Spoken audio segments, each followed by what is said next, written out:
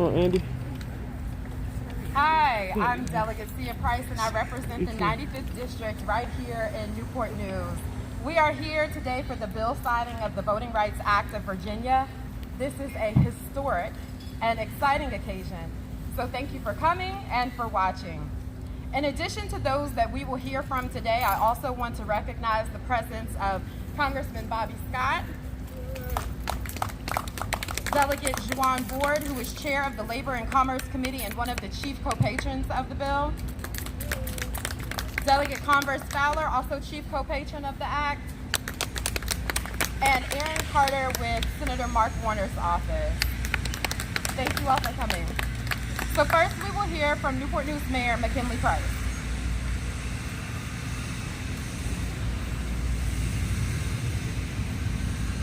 Good morning. Good morning. And to the governor, all assembled here, welcome to the city of Newport News where great things are happening. You know, we're glad to have everyone here for such a momentous occasion. Some of the most prominent Newport News residents have been part of the fight for voting rights for decades, and we are proud to have this location available for an event such as this. The Reverend Dr. Martin Luther King Plaza is a treasure for our community, and the bas-relief sculpture done by Ed Hamilton behind me is entitled The Unfinished March. When we unveiled it in 2014, we spoke of the courage and sacrifice of leaders and foot soldiers in the work for justice, and we celebrated the civil rights victories that had been won. But the Unfinished March is such an appropriate name because of the work we have yet to do. And I want to thank those of you here who helped pass this historic voting rights legislation as part of the working finish of the march. If we continue to do our part as we have done, we will strengthen our democracy and continue to build on those hard-fought and won victories in our not-so-distant past. So, thank you again, and welcome to the city of Newport News. And by the way, happy birthday, Governor. Oh, thank you. Thank you, Mayor Price, and thank you for all that you do for the city of Newport News. Next, we will hear from Tran Ewing, co-executive director of New Virginia Majority. She was a major part of this collaborative effort for the Voting Rights Act of Virginia. Tran?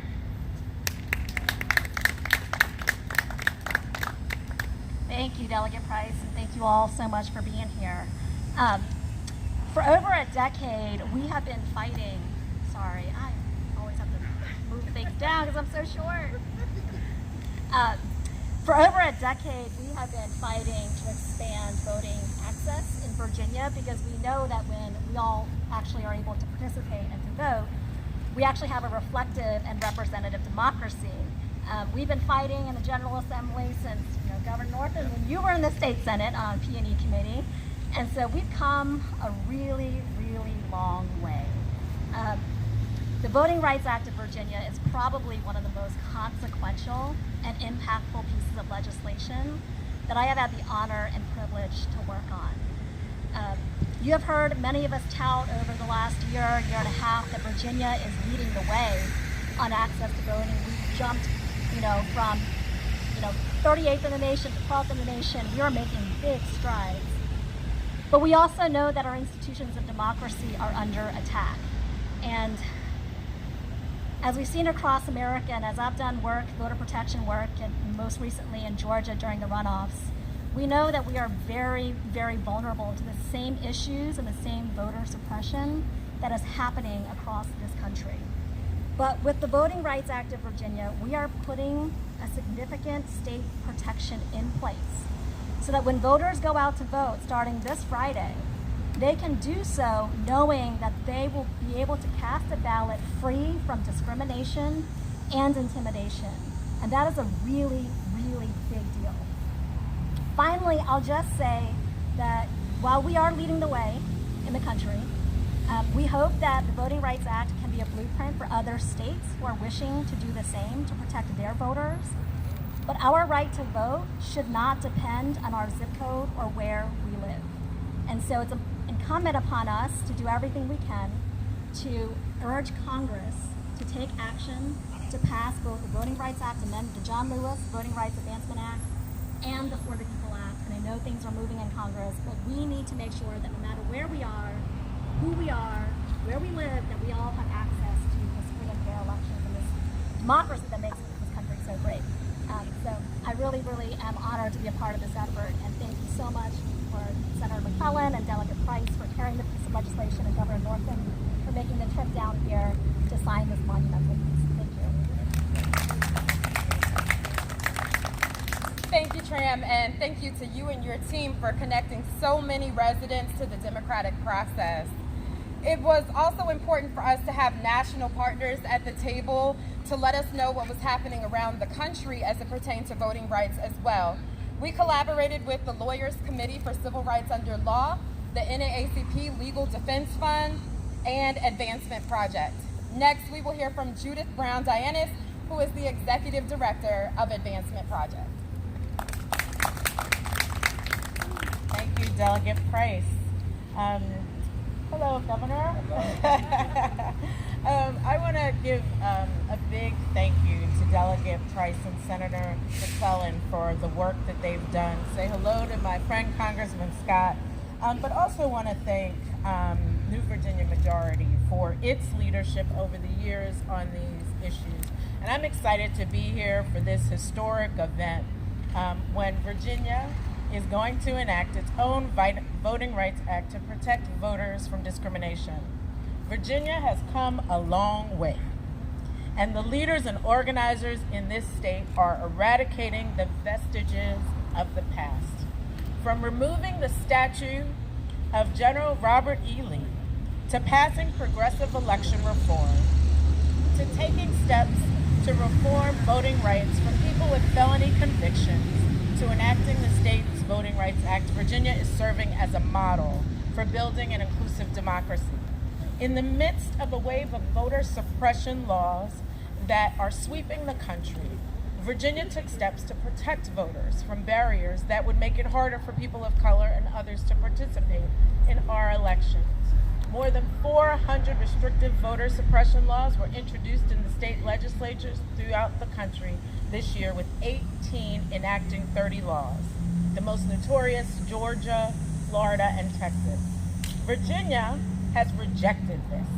Virginia has said no to the false claims of fraud and intentions to deny voters of color the freedom to vote. The Virginia Voting Rights Act should serve as a model for other states and be an impetus for Congress to take steps to protect all voters.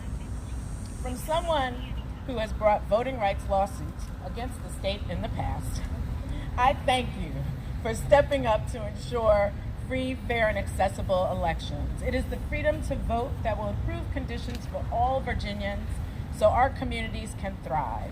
We know when we make voting accessible, people participate.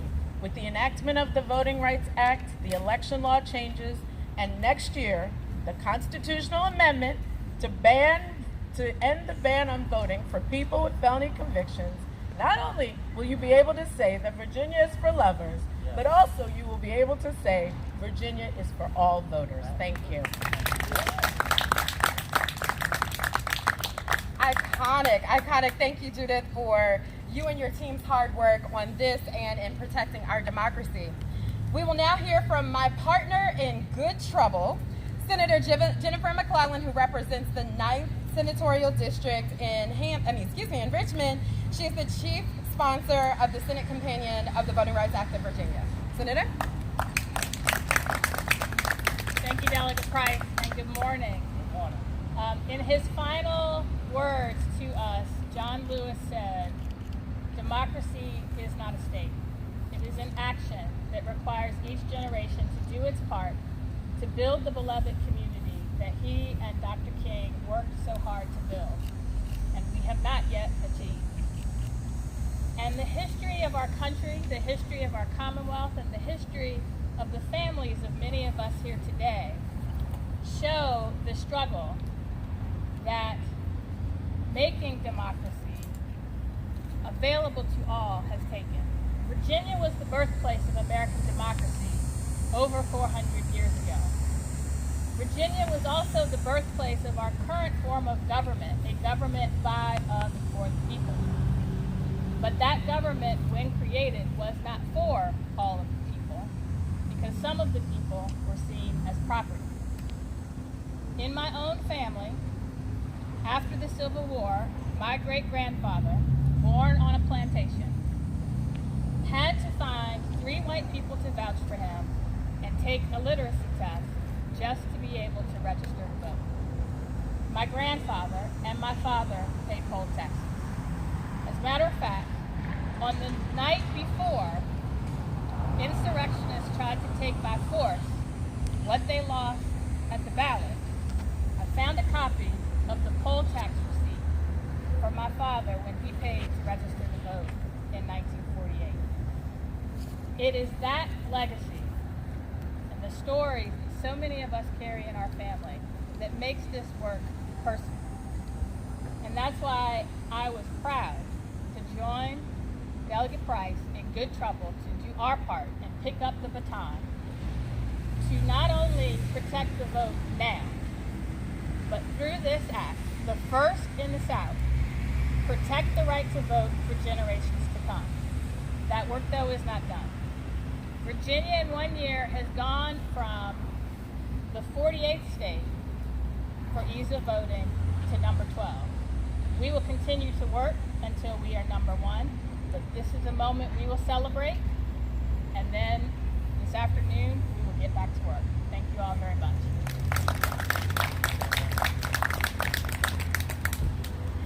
Thank you, Senator McClellan, for your tireless efforts for the fight for what's good and right for the Commonwealth. And also thank you for highlighting the significance of this legislation within the context of the history. It is important to know the facts of our history so that we can be best prepared for our current work to build a better future. Let's make it plain.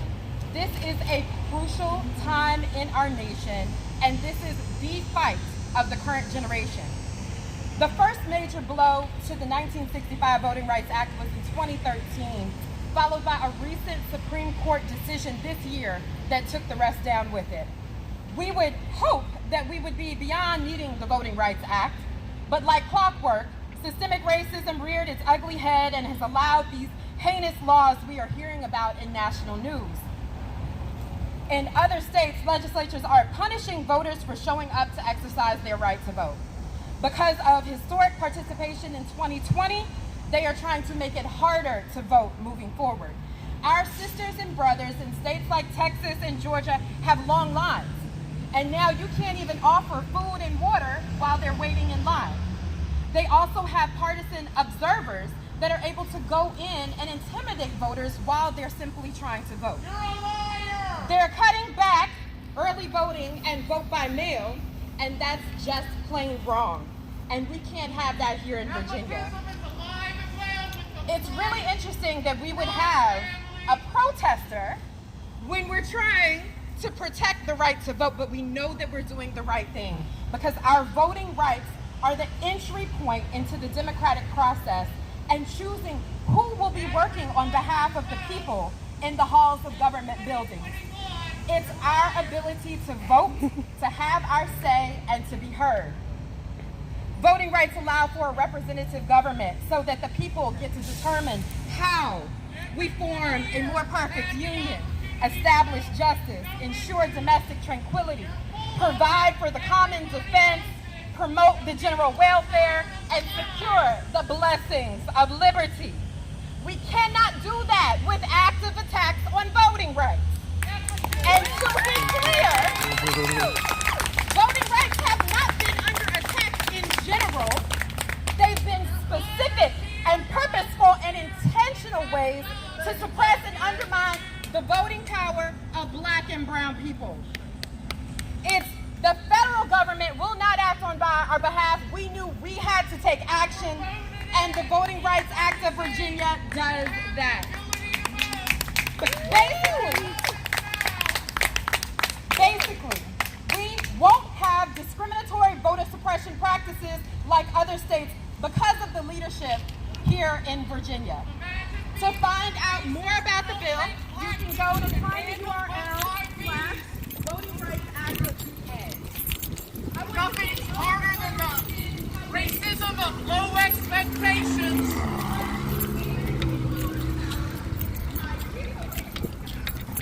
Hey, yo, chill out, man. She's trying to give a historic speech. This some real important shit going.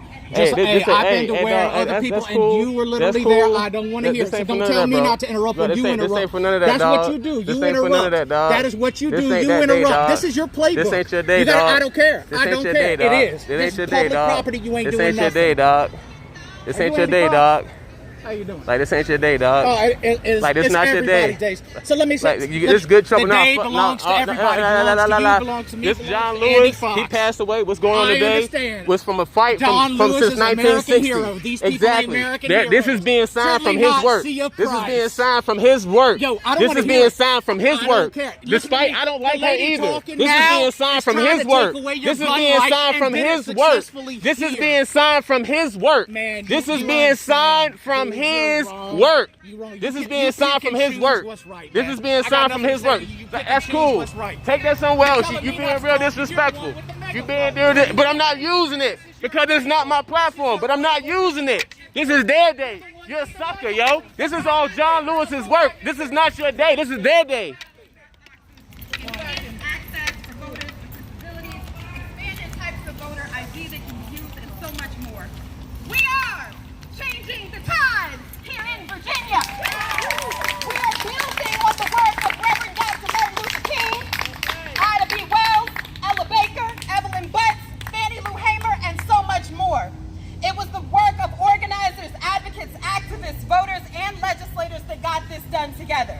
We arrived here today because of our collective determination to keep Virginia moving forward and our refusal to repeat the disgraceful history of voter suppression. And to my younger folks watching, remember that John Lewis was 23 when he took over as president of SNCC and 25 when the Voting Rights Act went into effect. You have the power to speak up. We saw it last summer. Use your voice to protect your vote and your legislative agenda. It will be at risk if you don't. Voting rights impacts all other issues. As Audre Lorde said, there is no such thing as a single issue struggle because we do not lead single issue lives. So whatever your issue is that you are passionate about, whatever issue wakes you up in the morning and wants for you to be the change and do the work, voting rights impacts it. Today we are showing the world that Virginia will not let domestic terrorism, false narratives, or the desperation of cheaters to win. We have made history, we have made progress, and we refuse to go backwards.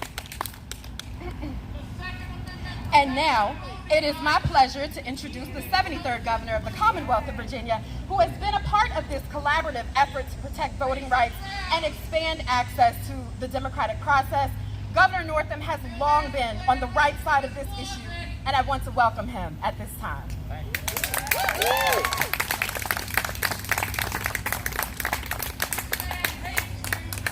Well, good afternoon. And it is a good afternoon, a beautiful day that God has given us. As I like to tell people, it is always good to be back in 757 and just appreciate everybody being here today to witness what is a historic day in the Commonwealth of Virginia. And as was said, we are now number 12, but we pride ourselves in Virginia being number 1 at everything, so we still have some work to do, and we will do it. But first of all, I'd like to recognize again some of the elected officials that are here. First of all, my friend who represents us in Congress, started in the House of Delegates and then the Senate, and now is in the United States Congress, Bobby Scott. Bobby, thank you so much for your leadership over the years. It's wonderful for us. And I know we have Delegate Congress Fowler from Virginia Beach. Thanks for being with us today. Delegate Savon Ward, thank you so much for all of your great work. Judith and Tram, thank you so much for taking time out of your busy schedules, and welcome back to Virginia. I want to start by talking about the two patrons of these bills, Delegate Sia Price and Senator Jennifer McClellan. I have watched a lot of policymakers throughout my years, and while a lot of us sometimes say we should do this, we want to do this, they do this. And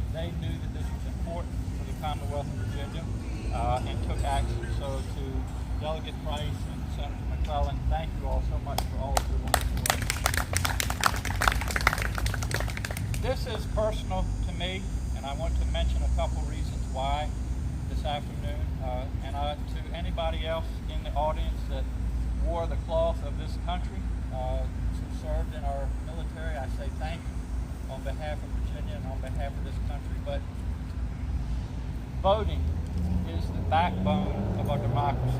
And anybody that took the oath to serve in the United States military did so to protect our country, to protect our Constitution, and to protect our voting rights. And so I have always felt very, very strongly that everybody should be allowed without any obstacles, without anybody trying to suppress the vote. Everybody in this country should have the opportunity to vote. And so I am very excited to be here today to sign this. The other thing that's really personal to me, and Tram mentioned this, I served in the Virginia Senate for 6 years, and I had the privilege of serving on elections and privileges, and they deal with voting laws. And every common sense piece of voting legislation that we introduced when Democrats were in the minority was either not heard or rejected, defeated, either in subcommittees, committees, or rarely did it get to the floor of the Senate. But I am so proud that this past year we introduced and passed legislation to remove some of those roadblocks.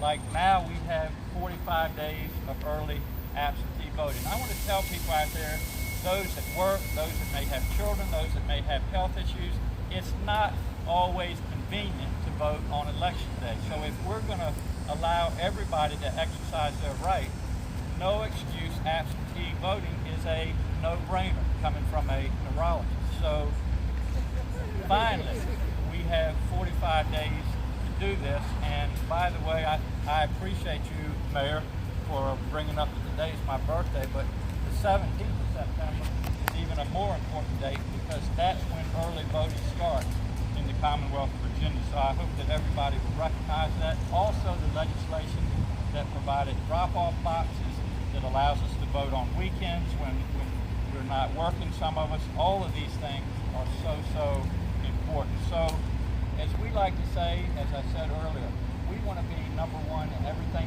We want to support everything that we can do in Virginia to make sure that people support democracy, that they get out and exercise their vote. So again, to the patrons and the advocates who have made this day possible, I say thank you, and let's go ahead and sign this piece of legislation. Thank you all so much.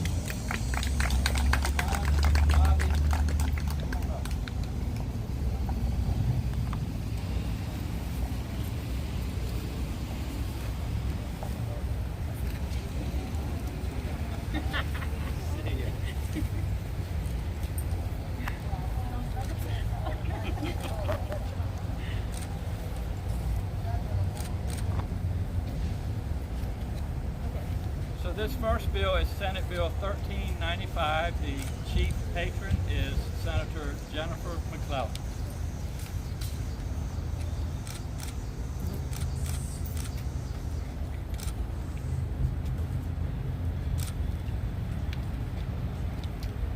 Governor, for the live audience at home, would you mind telling us what the bill does, just in a synopsis? Each one you sign? I will in just a little bit, Andy. Thank you.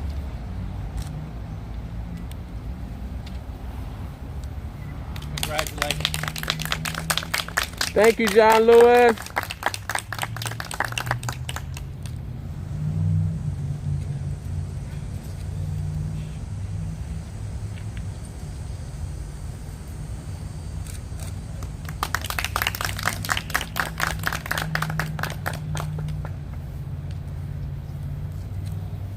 And our second bill, House Bill 1890. The chief patron is Delegate Marcia Price.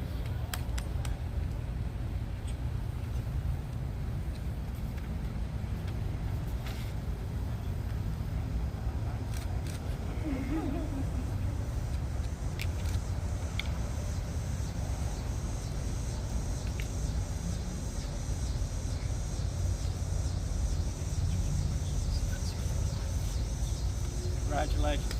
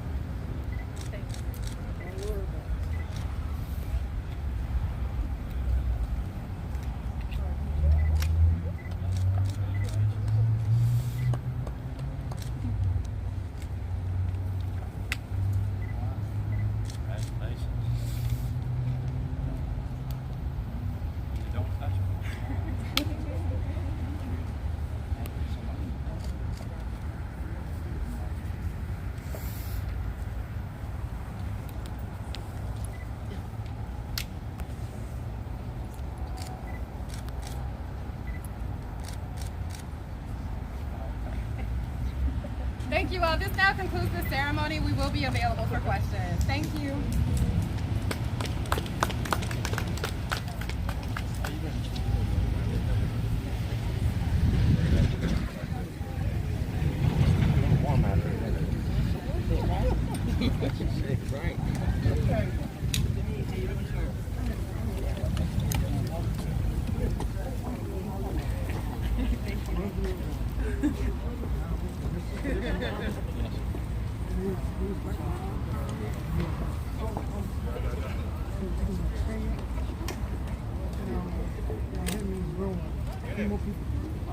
Can I offer some help to you? Can I get your information so we can help you? Yes. Okay. If Nate, you have our information, because we really do want to help you. But it's going to take some people in my office to work with you. So I'll have contact your office. yes, sir. We're going to give you that information. Yes, sir. And if you write your information, we can actually contact you. Okay. My phone is not working. Okay. Your number's on. Yes, sir. It's on. This is his number. Could you circle? Thank you for being here today. Yeah, I just got on the bus. Yes, sir. I'm glad to be here. You were really good. Well, I appreciate you saying that. Well, thank you, sir. When will you be able to reach this number? Anytime, whenever you get to a phone. Oh, you said. Pardon me? Oh, you said. Well, those phones don't shut down, so you call us and we'll get Somebody you some help. answer the phone and you get it to. Yes, sir. This is about Cherry and Riverside. Yes, sir. We'll do everything we can to help. Riverside Hospital. Yes. Deb, I want to introduce you to Thank you. Yes, sir. Thank you. Can I have my question answered too once you're done with this? I said, can I have my question answered too once she's done here? We got to do the gaggle, but then we'll be coming out after this. They're just waiting for us. We're going to do a press gaggle first.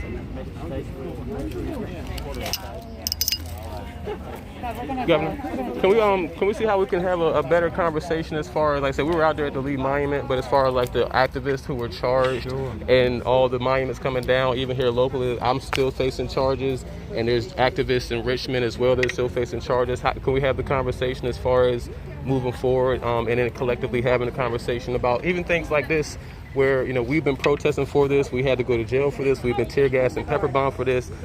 We just want to have the conversation and be able to sit down at the table with you moving forward, for a better Virginia. Yes.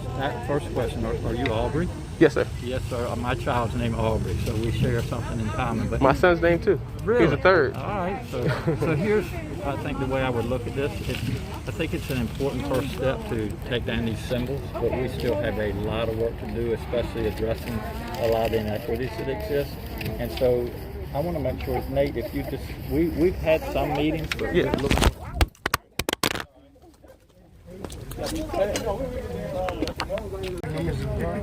I left my card in the car. I know. Smile with your eyes.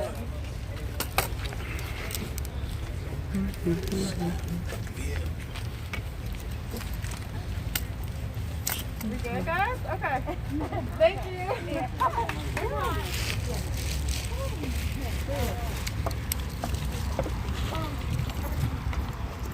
Wow! And this is the press guy. A few questions to ask you. Let me just start off real quick.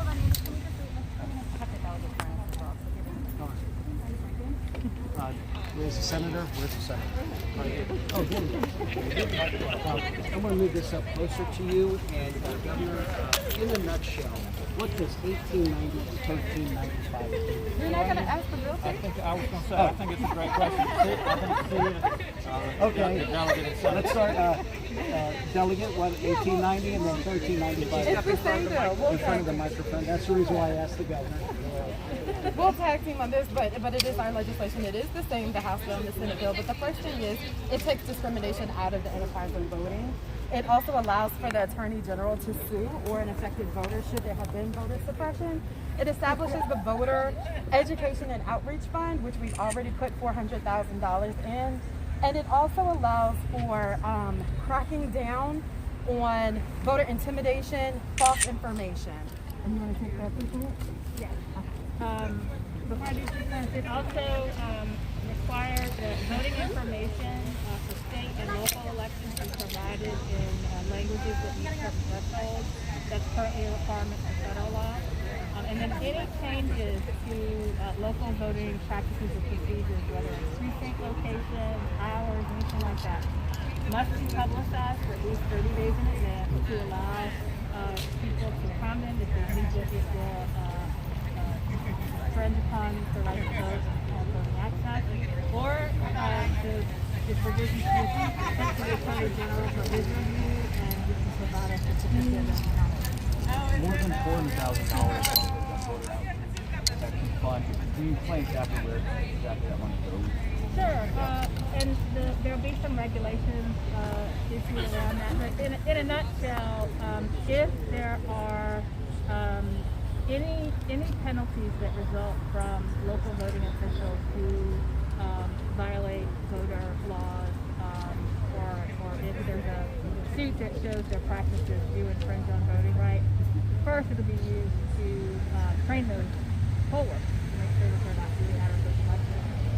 It'll also be used to make sure that voters know their rights and responsibilities as voters, and when there are changes to voting laws or regulations, that we can use that fund to educate voters on it. And we had $4.5 million added to it. What do you just hope, the average person at home, they see this story, they hear about this bill being signed ceremonially. What do you hope they know about this and take away with voting settlement project? I think these messages that these elections have tremendous consequences, and it's a good thing here in today and I would encourage everybody to participate in government reform, and they want to express their views. The best way, the strongest way to do it, and why people have fought for this right to vote because it's old on election day. We said we have 45 days before we vote, so no excuses for not exercising the right to vote. Governor, I have a question about it. And I would just add that what you're seeing in other states like Texas and Georgia, that can't happen here as long as Virginia voting does that. Governor, real quick, we have a very important election coming up. Decide who your successor is. Do you see a path to victory for Glenn Youngkin, and what is your message to Democrats? Well, that's obviously going to be in the hands of the voters. Do you see it there? Do you see momentum? But I am proud of what we have done as Democrats. I mean, if you go down the list, we have provided health care to 550,000 Virginians who allow people to vote. We've done so much great work in criminal justice reform. At the end of the day, Andy, we've made Virginia a welcoming and inclusive commonwealth. And by the way, when you treat people right, it's not only the right thing to do for the people, but it's good for business. Virginia, under Democratic leadership for the second year in a row, is the best state in this great country of ours in which to do business. So I would encourage everybody to look at the record, look at where Virginia is, look at where Virginia was 8 years ago when Governor McAuliffe and I took over as governor and lieutenant governor, and look where we are now. Virginia is in a better place, and I think the people will respond, and we'll be in good shape on election day, the Democrats will. Are you willing to work closer with Black Lives Matter groups, such as Black Lives Matter 757 and Black Lives Matter RVA? Absolutely. We've had numerous meetings. As you know, there's been a lot of activists, and I encourage that in the city of Richmond, especially after the tragedy that we all witnessed in Minneapolis. We have made some important steps in a good direction, but we still have a lot of work to do, and we look forward to continued dialogue. Absolutely. Yeah. Can you talk about 2020, how the system worked? Like the system of voting and counting the votes, in the registrars, out in the counties in Virginia? It's a great question, and as I said earlier, I've served on privileges and elections since 2008. I have been part of introducing voting and passing legislation. Virginia is a state, one of the safest places to vote. We want to make sure that every vote counts in Virginia. That's what we work for every day. And so for those that say that there was fraud in our voting, I mean, it's just a big lie, and that needs to stop. In the meantime, we need to continue to encourage people to get out there and vote these elections. Just thank you for coming. I think it's really important that we recognize with sadness the fact that we still need the Voting Rights Act of Virginia, but also with hope that moving forward we will eradicate systemic racism, so we just need it. I would just say, in a system where we have a government by us for the people, government funds, the whole idea behind the Voting Rights Act is to remove barriers to exercise. Thank you all so much. Thank you. Make sure you drink some water out there, all right? You already know. Very parched. Well, y'all heard it here, y'all. We look forward to more dialogue with the governor.